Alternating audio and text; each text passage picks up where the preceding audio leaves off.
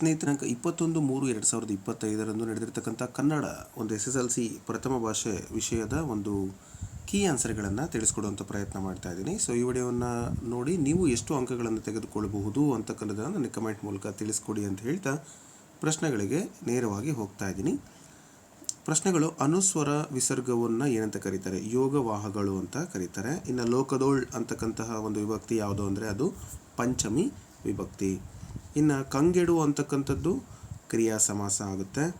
ಯುದ್ಧಕ್ಕೆ ಹೋಗಿರುವ ತನ್ನ ಮಗನನ್ನು ಕಣ್ಣುಗಳಲ್ಲಿಯೇ ಇವೆಯಲ್ಲ ಅಂತ ಇಲ್ಲಿ ಬಳಕೆಯಾಗಿರ್ತಕ್ಕಂಥ ಲೇಖನ ಚಿಹ್ನೆ ಪ್ರಶ್ನಾರ್ಥಕ ಕ್ವಶನ್ ಮಾರ್ಕ್ ಇರುತ್ತೆ.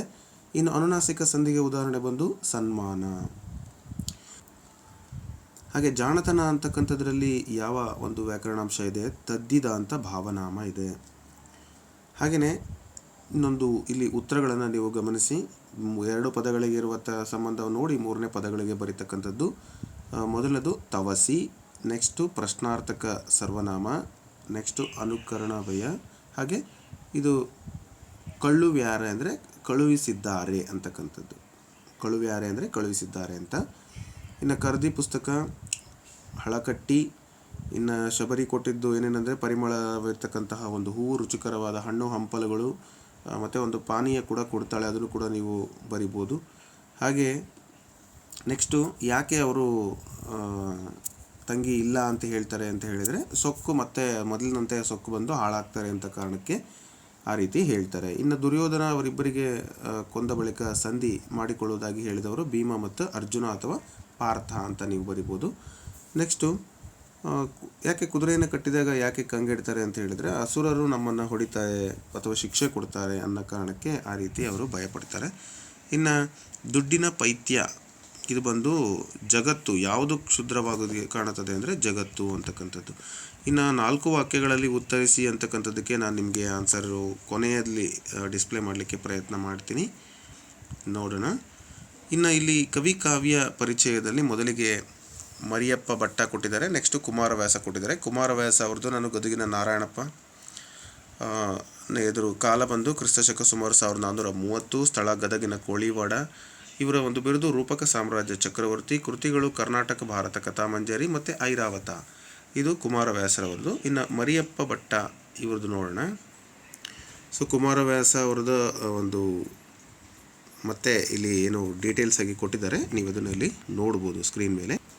ಹಾಗೆಯೇ ಇಲ್ಲೊಂದು ಗಾದೆ ಮಾತನ್ನು ವಿಸ್ತರಿಸಿ ಅಂತ ಏನು ಕೊಟ್ಟಿದ್ರು, ಒಂದು ಪ್ರಶ್ನೆ ಸಂಖ್ಯೆ 8ನೇ ಮೇನಲ್ಲಿ 32ನೇ ಪ್ರಶ್ನೆ ನೀವಿಲ್ಲಿ ಸ್ಕ್ರೀನ್ ಮೇಲೆ ನೋಡ್ತಿದ್ರಿ. ಆಳಾಗಬಲ್ಲವನು ಅರಸನಾಗಬಲ್ಲನು. ಸೊ ಅದನ್ನು ನಾನು ನಿನ್ನೆ ನಿಮಗೆ ವಿಡಿಯೋ ಮಾಡಿ ತಿಳಿಸಿದ್ದೆ. ಸೊ ನಿನ್ನೆ ಇದೇ ಒಂದು ಗಾದೆ ಮಾತನ್ನು ಬಗ್ಗೆ ನಾವು ಹೇಳಿದ್ವಿ. ಅಲ್ಲಿ ಗಾದೆ ವೇದ ಸುಳ್ಳಾದರೂ ಗಾದೆ ಸುಳ್ಳಾಗೋದು ಅದನ್ನು ಬರೆದು ಅದ್ರ ಬಗ್ಗೆ ಸಾಕಷ್ಟು ಅಂಶಗಳನ್ನು ನೀವು ಬರೀಬೇಕು ಅಂತ. ಸೊ ಇಲ್ಲಿ ನಾನು ಡಿಸ್ಪ್ಲೇಯಲ್ಲಿ ತೋರಿಸ್ತಾ ಇರುವಂತೆ ಅದಕ್ಕೆ ಕೀ ಆನ್ಸರ್ ಈ ರೀತಿ ಇದೆ. ಸೊ ನೆಕ್ಸ್ಟು ನಾನು ಆಗಲೇ ಹೇಳಿದಂಗೆ ಇಲ್ಲೊಂದು ಪ್ರಸ್ತಾರ ಹಾಕಿ ಗಣ ವಿಂಗಡಣೆ ಮಾಡಿ ಛಂದಸ್ಸಿನ ಹೆಸರು ಬರೀರಿ. ಚಂಪಕಮಾಲ ವೃತ್ತ ಬರುತ್ತೆ ಅದು. ನೆಕ್ಸ್ಟು ಮಾರಿಗೌತಣವಾಯಿತು ನಾಳಿನ ಭಾರತವು, ಇದಕ್ಕೆ ಉಪಮಾನ ಮಾರಿಗೌತಣ, ಉಪಮೇಯ ಬಂದು ಭಾರತ, ರೂಪಕಾಲಂಕಾರ ಅಂತ ನಾವು ಹೇಳ್ತೀವಿ. ಇನ್ನು ಆಳಾಗಬಲ್ಲನು ಅರಸನಾಗಬಲ್ಲನು ಈಗಿನ ನಾನು ನಿಮ್ಗೆ ತಿಳಿಸಿದ್ದೆ. ಇನ್ನು ಒಗ್ಗಟ್ಟಿನಲ್ಲಿ ಬಲವಿದೆ, ಇದು ಕೂಡ ಗಾದೆ ಮಾತು. ಇವೆರಡರಲ್ಲಿ ಒಂದನ್ನು ಬರೆದ್ರೆ 3 ಅಂಕಗಳು ನಿಮಗೆ ಸಿಗುತ್ತೆ. ನೆಕ್ಸ್ಟ್ ಸಂದರ್ಭದೊಡನೆ ವಿವರಿಸಿ ಕೂಡ ಕೊಟ್ಟಿದ್ದಾರೆ, ಅವುಗಳನ್ನು ಕೂಡ ನೀವು ಬರೆದಿರ್ತೀರಿ ಅಂತ ಭಾವಿಸ್ತಾ. ಹಾಗೆ ಪದ್ಯಗಳು ಕೂಡ ನೀವು ಈಗ ಆಲ್ರೆಡಿ ಬರೆದಿರ್ಬೋದು. ಇನ್ನು ಒಂದು ಪದ್ಯ ಭಾಗವನ್ನು ಓದಿಕೊಂಡು ಅದರಲ್ಲಿರ್ತಕ್ಕಂಥ ಮೌಲ್ಯಗಳನ್ನು ಸಾರಾಂಶವನ್ನು ಬರೀರಿ ಅಂತ ಕೊಟ್ಟಿದ್ದಾರೆ.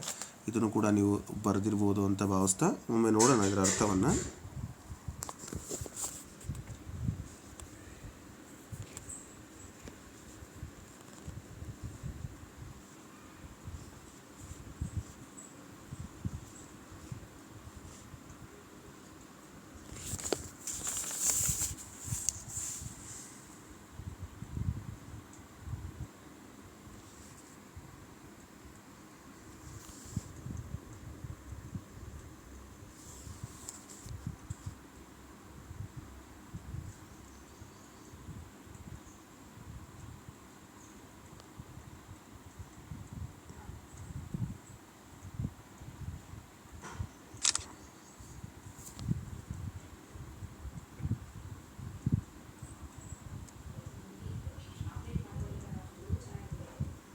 ಬರ್ಬೇಕಲ್ಲ.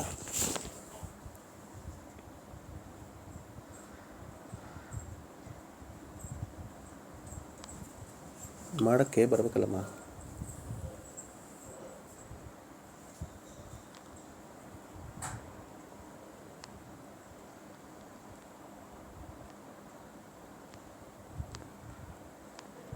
ಊಟ ಮಾಡಿಲ್ವಾ ನೀನಿನ್ನು? ಊಟ ಮಾಡಿಲ್ವಾ ನೀನಿನ್ನು? ಯಾಕೆ ಲೇಟ್ ಆಯಿತು?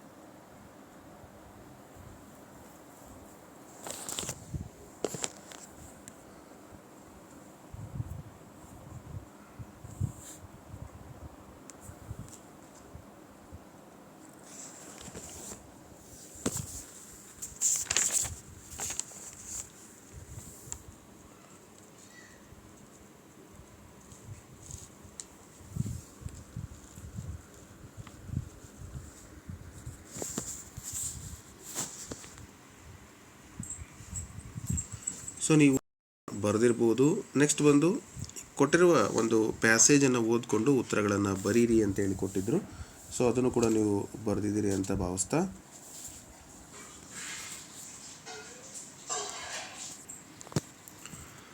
ಇಲ್ಲಿ ಮುಂದಿನ ಪ್ರಶ್ನೆಗಳನ್ನು ನೋಡೋದಾದರೆ, 19ನೇ ಶತಮಾನದಲ್ಲಿ ಕನ್ನಡದ ಸ್ಥಿತಿ ಹೇಗಿತ್ತು ಅಂತ ಹೇಳಿದ್ರೆ, ಕನ್ನಡದ ಸ್ಥಿತಿ ಅನ್ಯ ಭಾಷೆಗಳ ದಾಳಿಗೆ ತುತ್ತಾಗಿತ್ತು. ಬಹಳಷ್ಟು ಸಮಸ್ಯೆಯನ್ನು ಎದುರಿಸ್ತಾ ಇತ್ತು.